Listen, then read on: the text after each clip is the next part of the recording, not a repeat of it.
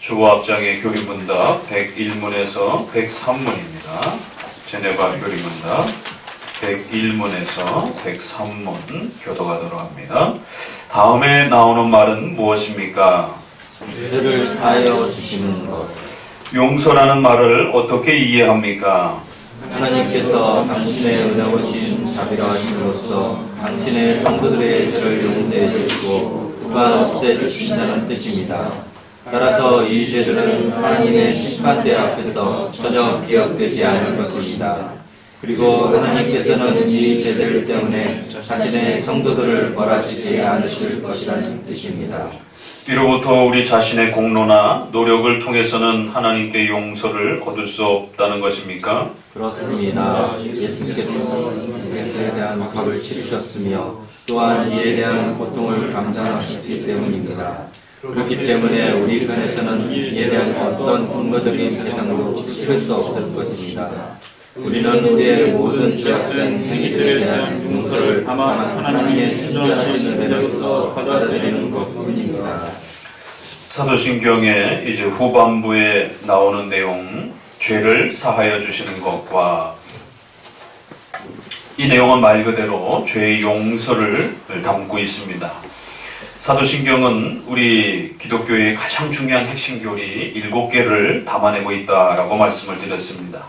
신조라고 하는 그 틀 자체가 성경을 바르게 요약하고 가르치기 위한 목적으로 소개되었기 때문에 성경론은 전제를 깔고 시작을 합니다. 그러면서 전능하사 천지를 창조하신 하나님에 대해서 소개하고 또 그 하나님 앞에서 인간의 죄에 대한 문제가 나옵니다.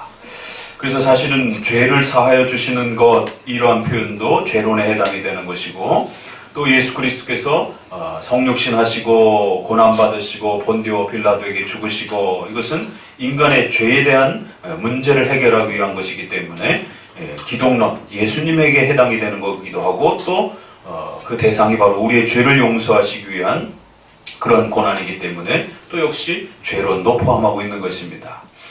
그렇게 죄론이 소개되고 난 다음에 예수 그리스도, 그 다음에 예수 그리스도를 어떻게 믿을 것인가, 바로 죄에 대한 용서를 어떻게 받는가. 그러면 죄를 사하여 주시는 것라고 하는 부분은 구원에 해당이 되는 또 중요한 가르침이 되는 것입니다. 과연 인간의 공로와 노력으로 구원과 용서를 받는 것인가, 아니면 앞에서 소개했던 예수 그리스도의 성육신과 십자가의 죽으심을 통한 또 지옥에 내려가사라고 하는 것처럼 우리 장로교와 개혁교에 있어서는 지옥과 같은 고통, 실제적 지옥으로 가신 건 아니지만 바로 십자가의 죽으심과 빌라도에게 고난받으신 것, 이 모든 것이 우리의 죄를 대신 짊어지시는, 죄값을 치르시는 그러한 고난이셨기 때문에 인간의 그 죄가 얼마나 무서운 건지, 또 하나님의 심판대 앞에서 그렇게 정죄받는 것이 얼마나 무서운 지옥의 형벌인 것인지를 지옥에 내려가시고 라고 하는 고백을 통해서 지옥과 같은 그런 무서운 고통을 받아내셨다. 그러니까 이 모든 것들이 결국 죄론과 관련된 또 내용을 포함하기도 하고, 그래서 이제 이러한 죄의 모든 부분을 해결하신 그리스도를 우리가 어떻게 믿을 것인가? 그것은 반드시 인간의 공로와 노력이 아니다. 공로적 배상도 아니다. 그러니까 이제 이 단어에는 이런 표현들이 계속 중요하게 따라붙고 있습니다. 구원이란 인간의 어떤 선행과 공로와 노력이, 또 행위 구원이 신인 협력적인 그러한 구원이 절대로 아닌 것이다.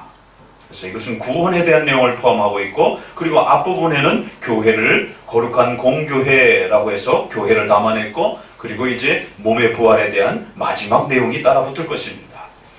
자, 그래서 순서는 약간 뒤바뀌어 있어요.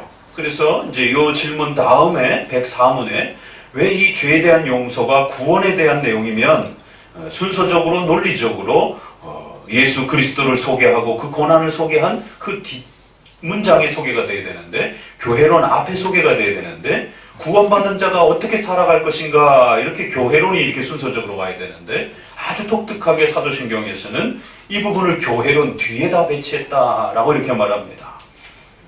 그 누구도 생각해보지 않았고 이거 왜 이런지에 대해서 단 한 번도 교회에서 가르쳐 준 적도 없었던 것이고 그냥 외웠던 것이에요. 그러나 이건 분명히 순서적으로 거꾸로 되어 있습니다. 그래서 우리가 7대 교리를 조직신학에서 배울 때는 분명히 예수님을 소개하고 그 예수님을 어떻게 믿을 것인가, 구원에 대한 죄의 용서가 나오고 그런 구원받은 자들이 어떻게 모여서 예배드릴 것인가, 이렇게 순서적으로 교회론이 나오게 됩니다. 그런데 이제 이 사도신경의 고민은 죄의 용서, 구원에 대한 부분도 분명히 가르쳐야 되지만, 그래서 이것은 칭의에 대한 부분이 아주 중요한 내용을 담고 있는 것입니다. 믿음으로 구원받는다라고 하는, 그래서 믿음으로 우리가 의로운 자가 되었다라고 하는, 죄 용서받았다라고 하는 분명히 구원론의 이 중심을 또 담아내기도 해야 되지만, 교회와 관련된 또 성화에 대한 이 문제들을 어떻게 풀어낼 것인가. 성화는 개인적 성화도 해당이 되지만 반드시 교회의 질서와 교회의 권징과 교회의 치리를 통해서 교회와 함께 성도가 성장해 가야 한다라고 하는 이 죄의 용서의 문제는 근원적으로 개인의 칭의의 문제이기도 하지만 그 칭의받은 것을 공적으로 확인해 주는 것은 교회가 하는 것이, 세례를 통해서 행해 주는 것이, 그리고 그 성도들의 신앙을 더욱 성장시키는 여러 가지 성화의 그러한 또 죄의 잘못들을 바로잡아주는 것은 또 역시 교회를 통해서 이루어지는 것입니다. 그래서 죄의 용서는 칭이라고 하는, 믿음으로 예수님을 믿습니다라고 하는 한 번의 죄의 용서의 고백이 있는 것이 있고, 또 죽을 때까지 우리가 하나님 앞에 죄를 회개해야 되는 연속적인 회개를 담아내는 또 성화가 있는 것입니다. 그래서 단회적인 회개와 연속적인 이러한 회개의 성질이 죄에는 다 있는 것이에요. 그럼 이걸 어떻게 잡아야 될 것인가, 어떻게 이것을 배치해야 될 것인가를 고민하면서 사도신경에는 교회론을 상당히 중요하게 취급했던 것을 보게 됩니다. 그래서 개인의 칭의와 관련된 믿음으로 구원받는다라고 하는 이러한 구원의 핵심도 역시 가르쳐 주면서도 또 성화와 관련된 죽을 때까지 우리가 회개하면서 그러한 성화의 성장은 반드시 교회와 연결되어서 성도들이 자라가야 한다라고 하는 것을 좀 더 강조해 주기 위해서 순서와의 논리적인 부분들을 넘어서면서 교회론 뒤에다가 배치를 하게 됩니다. 그래서 104문에는 그 내용이 좀 더 이제 자세히 소개가 될 것입니다. 이처럼 죄를 용서하여 주시는 것라고 하는 것은 그리스도의 십자가의 고난, 본디오 빌라도라고 하는 하나님의 심판을 대행하는, 본디오가 죽인 것이 아니라 하나님의 심판을 대행하는 그러한 자로서 하나님의 무서운 정죄의 형벌을 그리스도에게 내리는, 우리의 죄를 대신 그리스도께서 그렇게 받았다라고 하는, 그리고 십자가의 죽음은 정죄의 죽음이라고 하는, 그리고 지옥에 내려가실 정도의 그러한 지옥과 같은 고통을 경험할 정도로 인간의 이러한 정죄와 형벌이 얼마나 무서운 것인지 이렇게 3번씩이나 거듭거듭 강조하면서 인간의 죄가 무시무시하다라는 것을 강조했고, 바로 그러한 죄를 어떻게 용서받을 것인가, 그것은 인간의 공로와 노력, 그 어떤 공로적 배상으로도 불가능하다. 왜 그렇겠습니까? 벌써 초대교회에 부터 영지주의라든가 이러한 여러 가지 이단들이 등장을 하고 결국 인간의 선행과 공로를 통해서 착하게 살면 구원받는다라고 하는 바로 이러한 이단적 가르침들이 벌써 200년, 300년쯤에 등장하기 시작하는 겁니다. 그래서 사도신경은 아주 가까이에는 200년대에 또 그런 기록들이 남아있고, 지금 우리가 고백하는 이러한 핵심 문장들은 대략 700년 정도의 기록으로 완벽하게 이제 소개가 되지만, 절반 정도의 문장과 축약된 문장들은 벌써 200년, 300년대에 서방교회를 중심으로 해서 이 사도신경이 널리 퍼져서 신앙 고백으로 고백되어지고 있었던 것을 보게 됩니다. 그러면 중세시대 1000년이 시작되기 전에도 벌써 초대교회 안에 이러한 선행적 구원에 대한 내용들이 교회 안에 스며들고 있었던 것을 보게 됩니다. 결정적으로는 350년에 400년쯤에 어거슨과 펠라기우스가 바로 이 구원론 논쟁을 펼치면서 한쪽은 행위구원, 한쪽은 은총구원, 그러자 결국에는 그 둘을 반반 섞어가지고 은혜 반, 행위 반으로 신인 협력적으로 구원받는다라고 하는, 또 반펠라기우스라고 하는 혼합주의가 벌써 300년 후반대에 본격적으로 등장을 한 겁니다. 그러면 그 시대에 그렇게 본격적으로 등장했을 정도면 그 앞선 시대에 많은 벌써 영향력을 끼치고 있었던 것이. 그럼 200년, 300년 어간을 통해서 바로 이러한 문제들이 등장하고 있었던 것입니다. 그래서 죄를 사하여 주시는 거라고 하는 이 부분을 아주 분명하게 고백하면서 이것은 앞에서 이루어주신 그리스도의 이 엄청난 희생들을 통하여 구원을 값없이 은혜로 그렇게 믿음으로 구원받는 것이지 인간의 어떤 공로와 노력으로 해결되는 것이 아니다. 그래서 죄를 사하여 주시는 것을 믿사오며 라고 했을 때의 이 고백 안에는 전적인 은혜로 또 전적인 믿음으로 주시는 죄의 용서, 구원의 방법을 고백하는 것입니다. 라고 이렇게 표현하고 있는 겁니다. 은혜로우신 자비로우심으로써 당신의 그 성도들의 죄를 용서해 주시고 또 없애 주신다는 뜻입니다.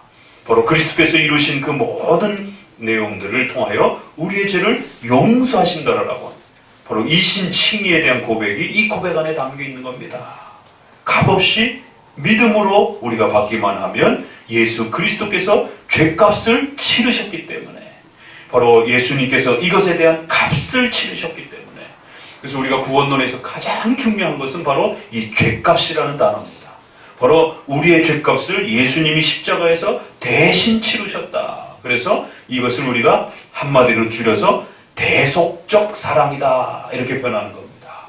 그러나 오늘날에는 그리스도의 십자가의 사랑을 그저 막연한 휴머니즘적으로 누가 우리를 위해서 죽었다라고 하는, 희생을 치렀다라고 하는 그런 희생적, 그러한 사랑적 그러한 내용으로 펼쳐내기만 합니다. 그러다 보니까 막연한 그러한 사랑 개념만 그리스도를 향해서 그렇게 바라보게 되는 겁니다. 그러나 이것은 그러한 막연한 사랑이 아니라 하나님의 무서운 진노를 대신 값을 치르셨다라고 하는, 그 값을 지불하셨다라고 하는 하나님의 공의에 대한 고백이 따라붙어야 되고, 그 공의를 그리스도의 사랑으로 갚으셨다라고 하는, 그래서 하나님이 택한 백성들을 위해서 그리스도를 보내주셨다라고 하는 하나님의 사랑이 전제가 되어야 되는 거예요. 자칫 그리스도의 사랑만 지나치게 강조하게 되면 하나님은 나쁜 분이고 무서운 분이고 예수님만 좋은 분처럼 이렇게 또 오해가 됩니다.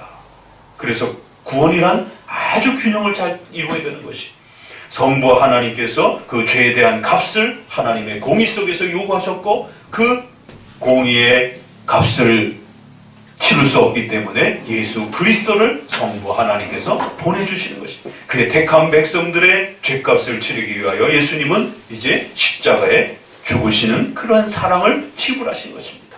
그래서 바로 이 문장 때문에 제한 속죄와 보편 속죄라고 하는 기독교의 엄청난 논쟁이 벌어지는 것입니다.